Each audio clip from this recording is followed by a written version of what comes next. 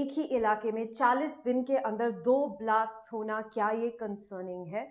Absolutely concerning है। आज सुबह की खबर है 11:48 AM की। प्रशांत विहार जो कि रोहिणी में है, जहां अक्टूबर 20 को भी एक ब्लास्ट हुआ था, वहां पर आज भी फिर से एक ब्लास्ट हुआ है।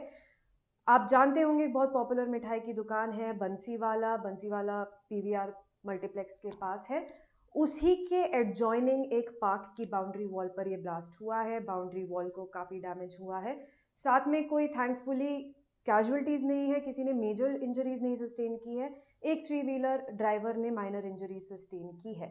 अब जो 20 अक्टूबर का ब्लास्ट था, वो सीआरपीएफ स्कूल की बाउंड्री वॉल पर हुआ था। और ये भी नोट करना ज़रूरी है कि वहाँ पर सिर्फ सीआरपीएफ स्कूल नहीं है, और भी प्राइवेट स्कूल्स हैं आसपास, तो वो भी काफ़ी कंसर्निंग था। सीआरपीएफ स्कूल की बाउंड्री वॉल डैमेज हुई थी, इंफ्रास्ट्रक्चर डैमेज हुआ था, व्हीकल्स डैमेज हुए थे, लेकिन किसी को तब भी कोई माइनर इंजरीज नहीं हुई थी, कोई कैजुअलिटीज़ नहीं थी। अब इन दोनों बॉम्ब ब्लास्ट में फ़िलहाल क्या लिंक है?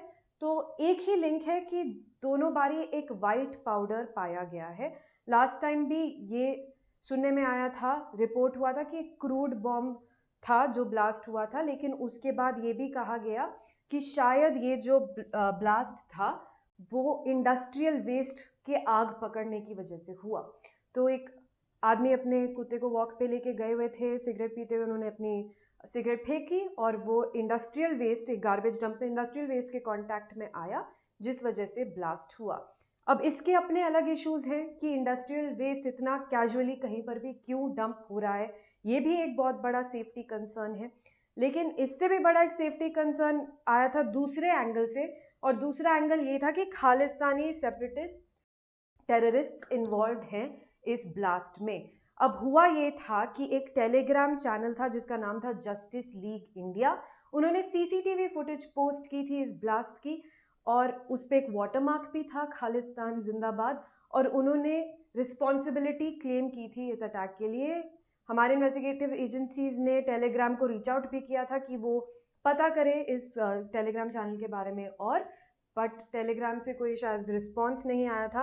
अब जो स्टेटमेंट था जिनमें उन्होंने रिस्पॉन्सिबिलिटी क्लेम की थी, वो ये रहा आपके सामने। If Indian coward agency and their master think they can hire filthy goons to target our members to silence our voice, then they live in fool's world. They can't imagine how close we are to them and how capable we are to strike any time.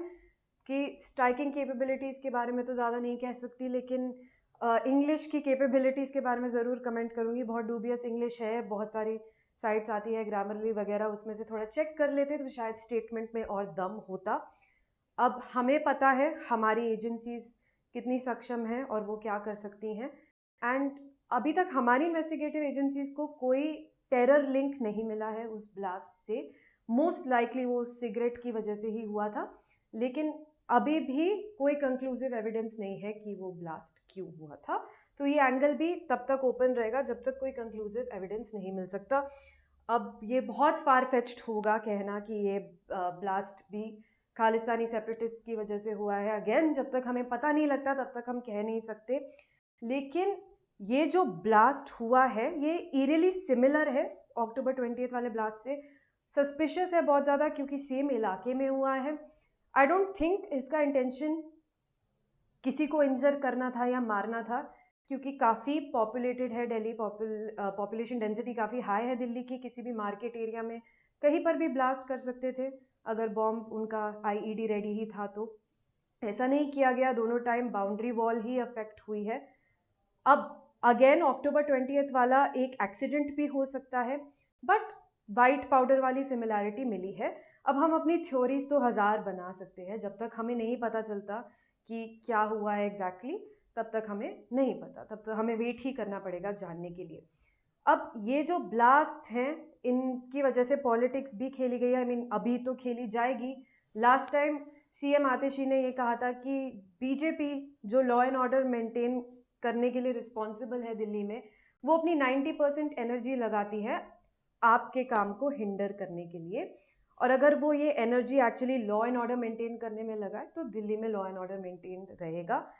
Now obviously कुछ भी problem हो country में तो politics तो खेली जाएगी ही, लेकिन ये बात सच है कि दिल्ली को अपनी सिक्योरिटी टाइटन करने की थोड़ी सी तो ज़रूरत है, स्पेशली रोहिणी प्रशांत विहार के रेजिडेंट्स के लिए जिन्होंने 40 डेज़ में 2 ब्लास्ट देखे हैं। वो ऑब्वियसली कंसर्न्ड होंगे, वो ऑब्वियसली डरे हुए होंगे।